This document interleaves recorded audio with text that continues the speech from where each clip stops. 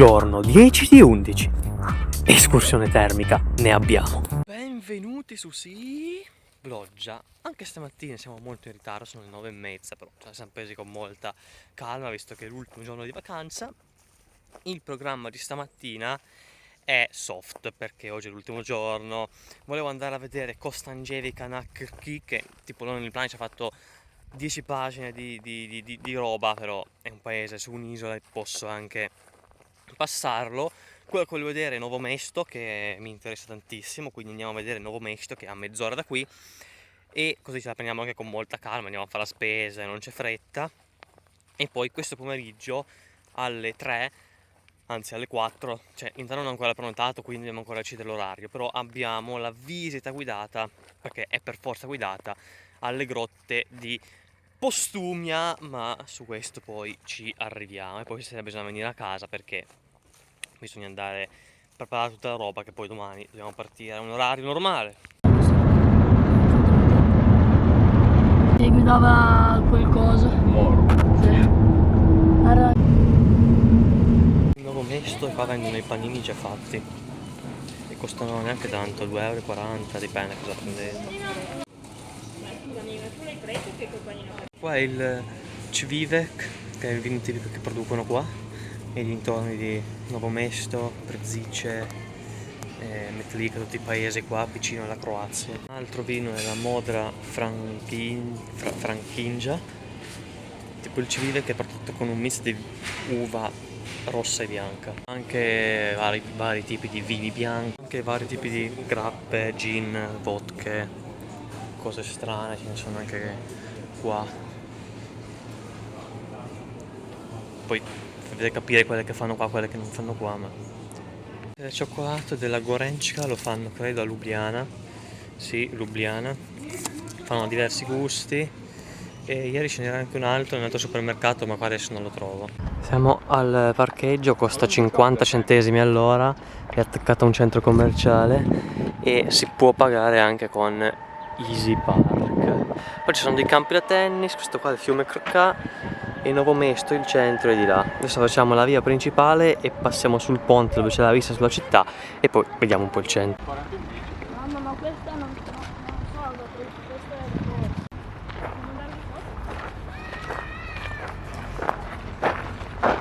cosa. Qua c'è anche un parcheggio che è più vicino, costa uguale. E poi qua c'è questa pedonale che poi porta al ponte.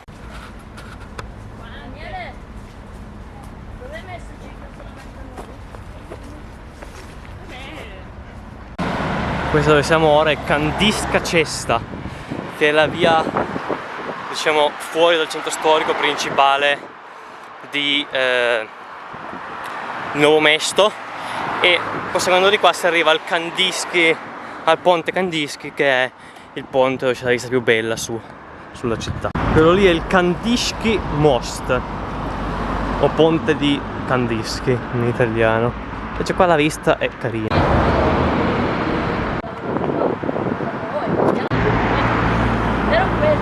Qui c'è un panettiere e se ne vedono pochissimi in Slovenia, perché il pane lo vanno nei supermercati. E questo qua è il Kandiški Most, dove c'è la miglior vista su Novo Mesto, e quella lì è Glavni Trg, che è la piazza principale. Tutti i Glavni Trg si chiamano le piazze principali in Slovenia. Novo Mesto, incastonata su un'ansa del fiume Krka, nella regione della Bassa Carniola o Dolenjska, vanta una storia che affonda le radici nella preistoria, guadagnandosi l'appellativo di città delle situle per la straordinaria ricchezza di reperti dell'età del ferro. La zona di Novo Mesto è stata abitata in modo continuativo sin dalla tarda età del bronzo, cioè IX secolo a.C., grazie alla sua posizione strategica lungo importanti vie di comunicazione e al meandro difendibile del fiume Krka. L'età del ferro è il periodo di massimo splendore preistorico per la regione, testimoniato da una delle più ricche collezioni di reperti in Europa, oggi conservata al Museo della Dolenjska. I manufatti più celebri sono le situle, ovvero vasi in bronzo finemente decorati, utilizzati nei banchetti e nelle cerimonie, che raccontano la vita e la cultura degli Illiri e dei Celti. L'attuale centro urbano è di origine medievale, anche se il sito era noto in precedenza come Gradak. La data cruciale è il 7 aprile del 1365, quando il duca Rodolfo IV d'Asburgo fondò ufficialmente la città e la chiamò Rudolfswert, in tedesco Isola di Rodolfo, o Rodolfovo in sloveno, in suo onore, chiaramente. Nel XV secolo il nome mutò in Neustadt, città nuova, in tedesco, da cui deriva l'attuale nome Novo Mesto. La posizione di Novo Mesto divenne molto rilevante durante il periodo delle incursioni ottomane. Nel XV e XVI secolo, infatti, la città assunse un ruolo cruciale come base militare sul confine, grazie alle sue mura difensive. Bella, molto bella la chiesa. Tutto aperto, tutto gratis. Qua abbiamo un monaco francescano e qua abbiamo anche un altro, Ugolin Sattner Scaldateli 1851-1934. Vi consiglio di venire a questa chiesa perché è veramente bella. Ora torniamo nella piazza principale e andiamo a vedere quello che ci manca di Novo Mesto e ci facciamo un giro per il centro. Sembra uno stile molto spagnolo queste chiese. Subì assalti e incendi, ma le imponenti fortificazioni le permisero di resistere. La sua importanza militare diminuì di molto nel 1579 con la fondazione di Karlovac, oggi in Croazia, ma molto vicina alla Slovenia, una città fortificata più grande voluta da Carlo d'Asburgo. Novo Mesto attraversò un lungo periodo di declino, tornando a essere un mercato di prodotti agricoli. Dopo il periodo asburgico, che durò molti secoli, la città tra il 1941 e il 1943, durante l'invasione della Jugoslavia, fu occupata dalle truppe italiane e annessa alla provincia di Lubiana. Dopo la guerra, con l'avvento della Repubblica Socialista Federale di Jugoslavia, la città si trasformò rapidamente in un importante centro industriale. Novo Mesto è oggi il polo economico e culturale della Slovenia sudorientale, è rinomata per le sue industrie, in particolare il colosso farmaceutico Krka e le aziende metalmeccaniche e automobilistiche, come la fabbrica della Renault. Anche qua è il periodo di saldi, tutti che fanno saldi, 70, là vendono 70, là vendono le scarpe, c'è il 60. Momento di saldi qui in Slovenia, è un po' dopo al nostro momento. Il nostro era a luglio, inizio agosto. Non so, di qua si arriva anche al Dolenski Muzej, prima della cattedrale, che è un museo che spiega tutta la storia di questa città, che sarà addirittura all'età del ferro. C'è un po' di arte, un po' di cose dentro. Noi non lo visitiamo perché sono proprio anti-musei e non abbiamo neanche tempo. Qui in centro il parcheggio costa 80 centesimi all'ora. E questa qui è la cattedrale di San Nicola. Comunque le cattedrali principali, o comunque ci sono tutte le chiese nei paesi, che c'è almeno una che si chiama cattedrale di San Nicola o chiesa di San Nicola. Insomma, l'influenza russa, slava si va comunque a sentire qua.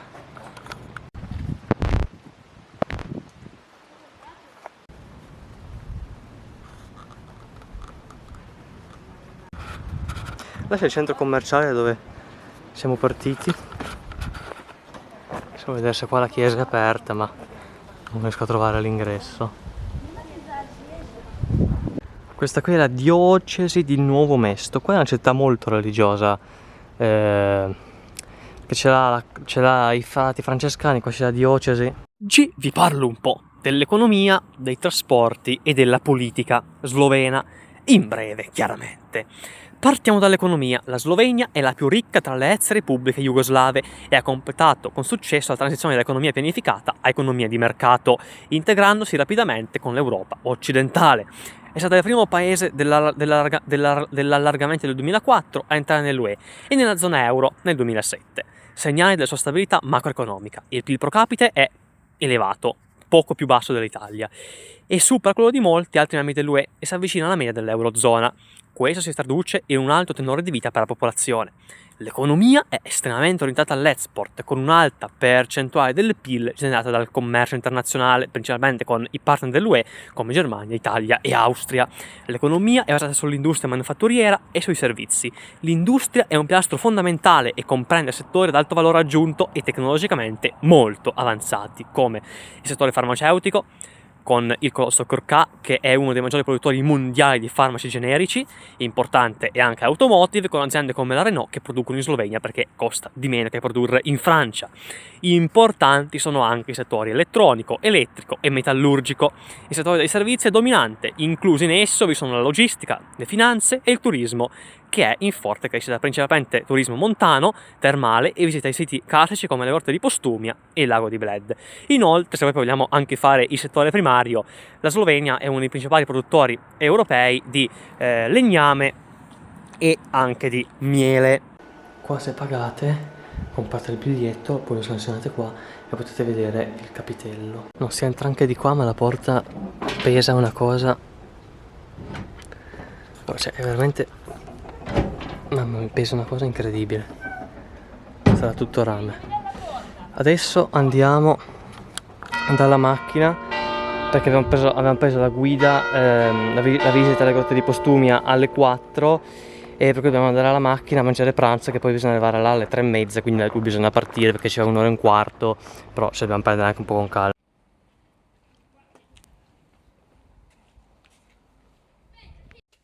Sei sempre terza, mamma. Un po' complicato.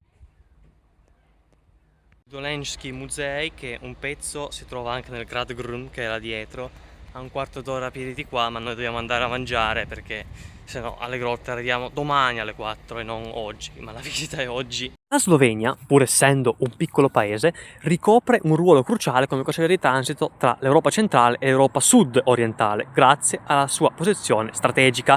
Il paese ha sviluppato una moderna rete autostradale gestita da DARS, che forma una croce che collega gli assi principali, l'asse nord-sud dall'Austria alla Croazia e ai Balcani, e l'asse ovest-est dall'Italia all'Ungheria e quindi poi all'est Europa. L'uso delle autostrade e superstrade è regolato dall'obbligo del bollino autostradale, che si chiama vignetta.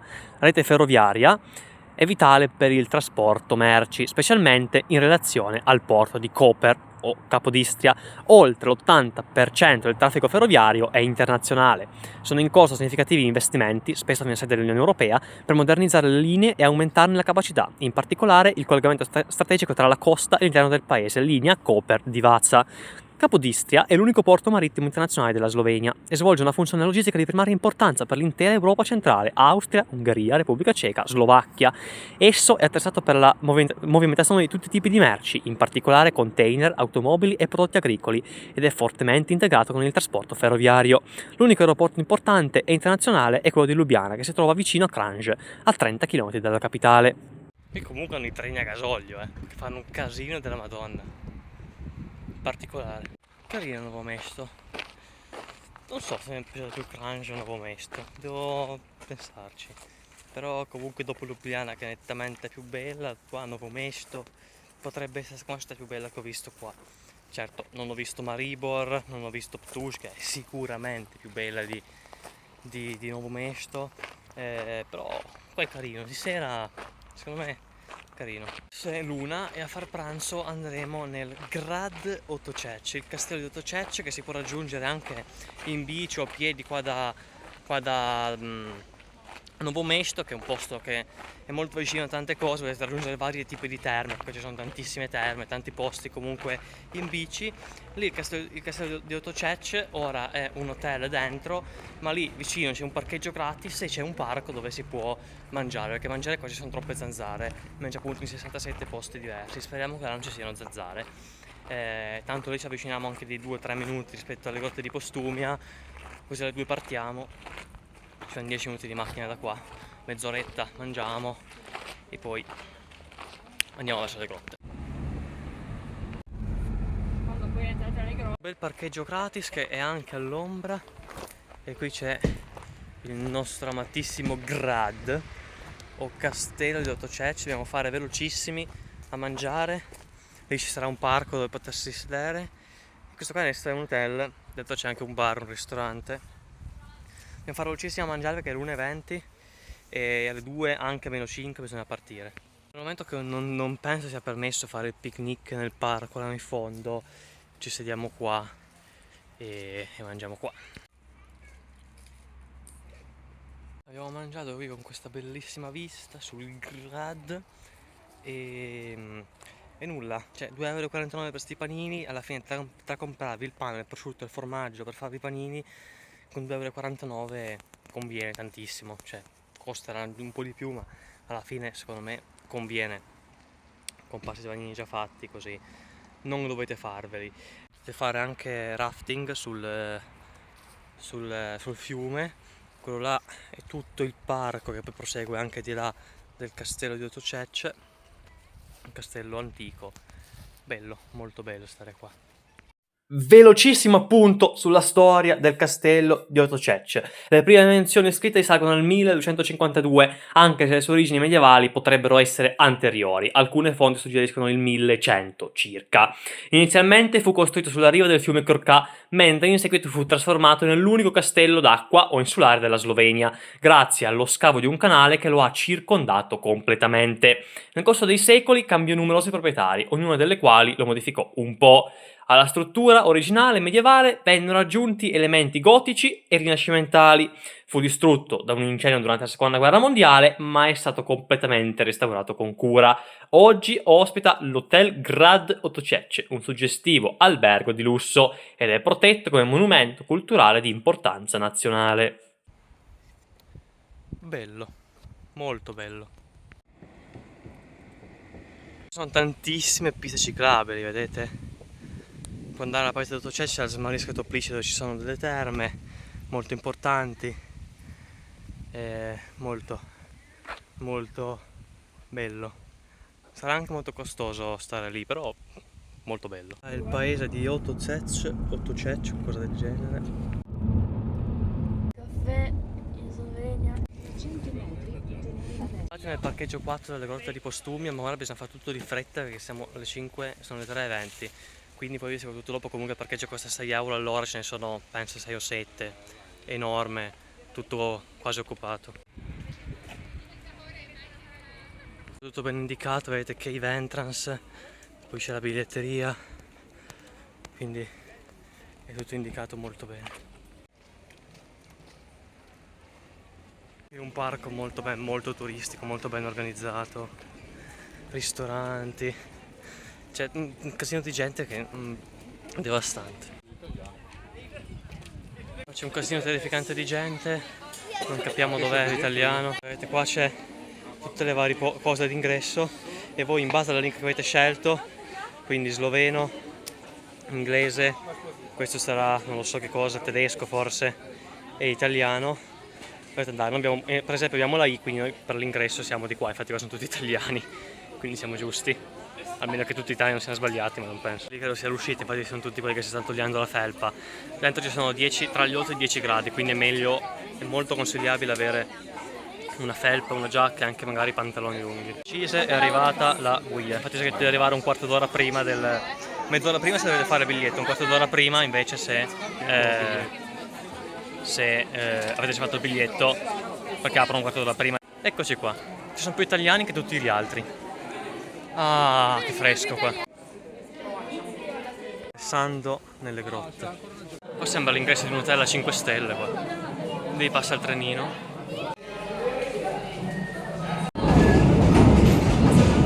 Siamo entrati nel treno. Posti molto stretti, c'è spazio per due, siamo in 3 ma molto stretti qua. Ora saliamo sopra. Le grotte di Postumia vantano una storia millenaria. Le sezioni d'ingresso erano note e usate come riparo fin dalla preistoria, con le prime testimonianze scritte che risalgono al XIII secolo. La svolta avvenne nel 1818, quando la guida speleologica locale Luca Cech scoprì la sezione interna, molto più vasta e spettacolare, durante i preparativi per la visita dell'imperatore Francesco I. La grotta fu ufficialmente aperta al pubblico nel 1819. Il XIX secolo fu un periodo di grande innovazione turistica. Nel 1872 fu installata la prima ferrovia sotterranea al mondo, inizialmente spinta dagli addetti, poi a vapore e infine, come oggi, elettrica. Nel 1884 le grotte di Postumia furono dotate di illuminazione elettrica, anticipando molte città europee, a dimostrazione della loro importanza già all'epoca.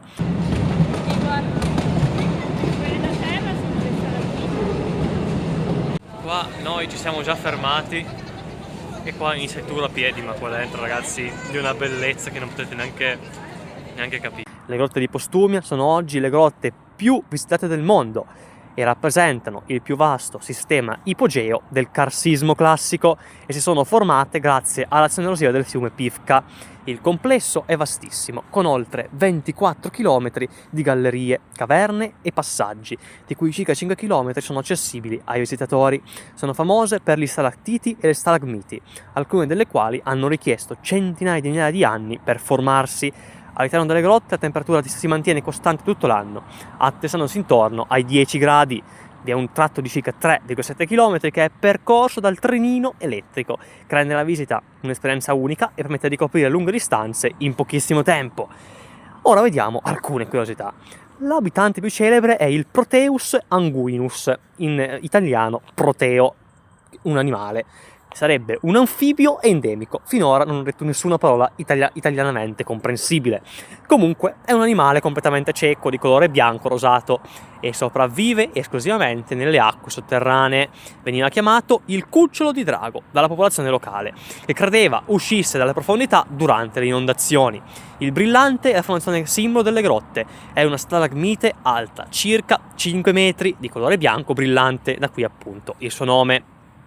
La sala da concerto è una delle caverne più grandi del sistema, nota per la sua eccezionale acustica. Questa sala è così vasta da poter ospitare migliaia di persone e infatti ogni anno nel periodo natalizio la sala da concerto ospita un magnifico presepe vivente sotterraneo con centinaia di figuranti che attira visitatori da tutto il mondo.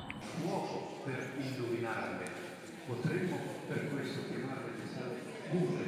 Questo qui è il ponte russo perché l'hanno creato i russi. Quello lì è una stalattite o stalagmite, non so la differenza, non sono un geologo, che la chiamano la torre di Pisa. Infatti pende un po' come la torre di Pisa.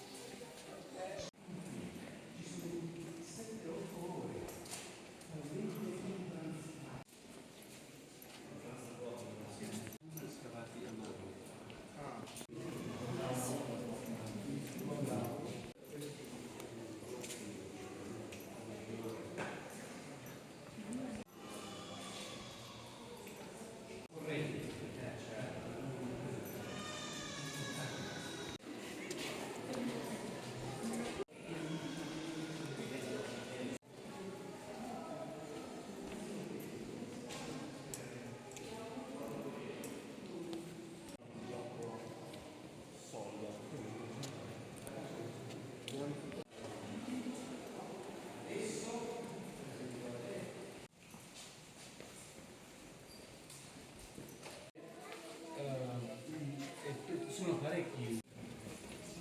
Non sicuro che costano mai che cosa. Passiamo ora alla politica. La Slovenia è una repubblica parlamentare democratica che opera su un sistema multipartitico. L'indipendenza dalla Jugoslavia è stata dichiarata nel 1991 e da allora il paese ha costruito un sistema politico stabile e pienamente integrato nelle strutture euro-atlantiche. La Costituzione slovena del 1991 stabilisce una chiara separazione dei poteri tra legislativo, esecutivo e giudiziario. Poi, chiaro come in Italia, è un parolone. Il capo del governo è il primo ministro, che in questo momento è Robert Golob, che detiene il potere esecutivo, viene proposto dal presidente e deve ottenere la fiducia dell'Assemblea nazionale. Il primo ministro è solitamente il leader del partito o della coalizione di maggioranza. Il Parlamento sloveno è costituito da due camere che formano un bicameralismo incompleto. La prima è l'Assemblea nazionale, che è la camera bassa e principale, composta da 90 membri eletti per un mandato di 4 anni. Detiene il potere legislativo fondamentale, approva le leggi, il bilancio e vota la fiducia del governo. 2 seggi sono permanentemente riservati ai rappresentanti delle comunità nazionali autoctone, uno per la minoranza italiana e l'altro per la minoranza ungherese. Qui siamo in una sala concerti perché qui a volte fanno i concerti e questo qui è l'unico ufficio postale sotterraneo del mondo e poi vendono un po' di cinesate, un po' di cose strane e poi qua penso ci sia l'uscita. Qui ci sono anche dei bagni e qua andiamo a prendere il trenino per uscire. Il secondo invece è il Consiglio nazionale, che è la Camera alta, è un ruolo prevalentemente consultativo. rappresenta gli interessi funzionali, quindi gli interessi locali, datoriali e sindacali, e può rinviare le leggi all'Assemblea nazionale.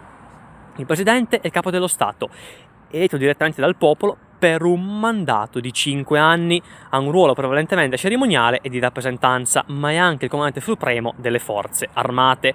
Ha poi anche diverse funzioni: nomina funzionari statali, promulga le leggi, inicia le elezioni e conferisce decorazioni. Ha inoltre un ruolo di arbitrio e di garante del funzionamento istituzionale. Questa è l'uscita, qua già inizia a fare caldo, però esco volentieri perché un'ora e mezza qua fa freddo, fidatevi che fa freddo. Ora fa caldo, si sta di un bene, poi dopo staremo dovuti fare un calmo, quando uscite si sta di un bene che non vi dico, è come quando entrate, è uguale. Tranquillissimi qua, non c'è più nessuno, tutti sono andati via, perché sai comunque è l'ultimo ingresso, quindi la gente sta già andando tutta via, e quelli che entrano, cioè non arriva più gente che deve entrare dopo e si ferma qua.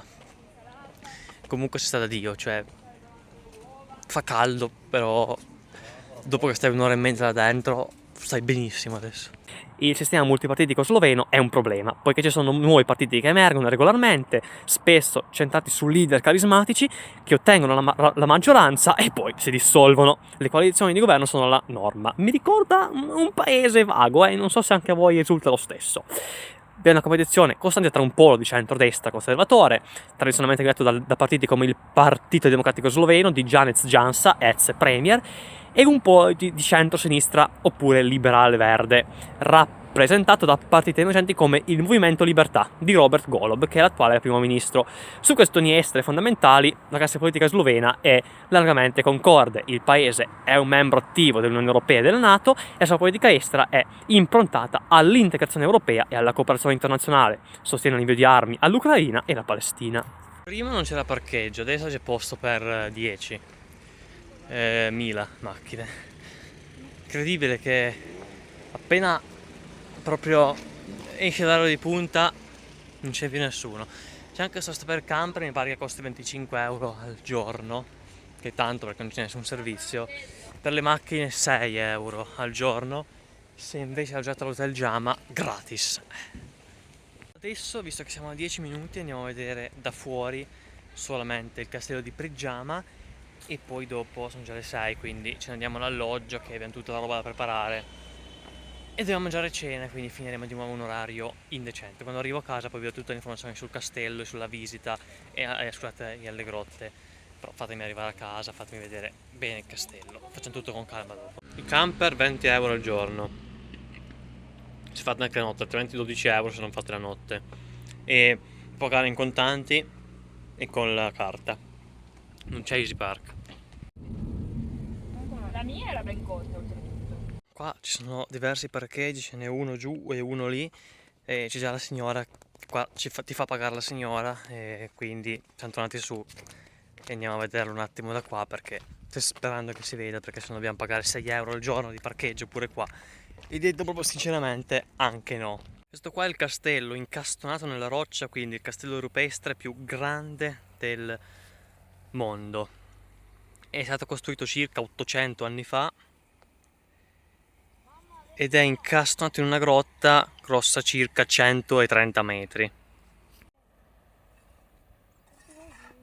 La roccia è 123 metri. Il castello si può vedere all'interno e si può comprare il biglietto o a parte oppure insieme alle grotte di Postumia. Comunque adesso arrivo a casa e vedo tutte le informazioni. Rubavamo la macchina alla Lugalina.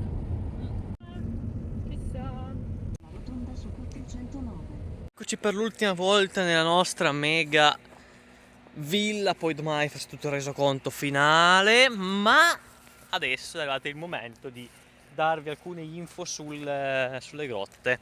Per chi non volesse, chiudete il video, tanto qua il video è finito, cioè dopo questo ci saranno i saluti probabilmente. Comunque qua da casa, questa qua è la camera da letto sotto, ma fa veramente impressione, cioè guardate dove cioè, è veramente, fa veramente impressione. A me non piace fare brutta pubblicità, però quando ci sono delle cose da dire bisogna dirle, perché avete pazienza, ma cioè, qua viene giù una frana, la casa cade, cioè, non è proprio per niente sicuro.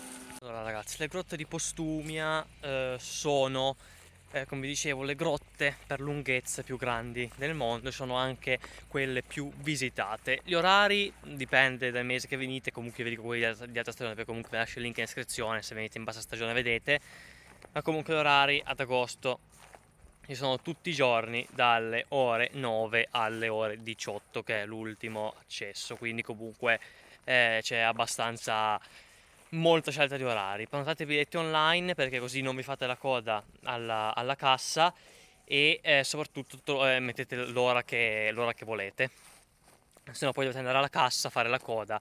Bisogna arrivare là almeno mezz'ora prima perché bisogna parcheggiare la macchina e poi bisogna andare a piedi fino all'ingresso.